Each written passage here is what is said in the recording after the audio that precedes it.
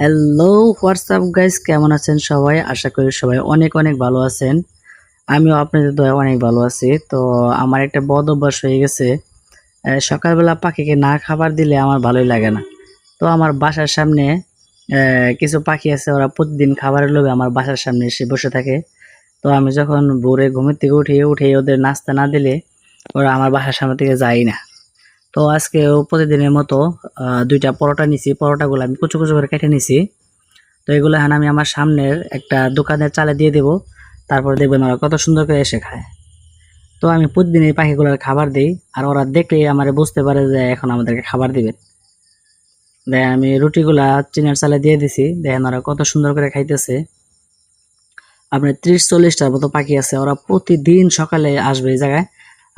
আর এসে আমার অপেক্ষা করবে যে আমি কখন ঘুম থেকে উঠবো আর কখন ওদেরকে রুটি দিব। আর আমারও এটা একটা অভ্যাস হয়েছে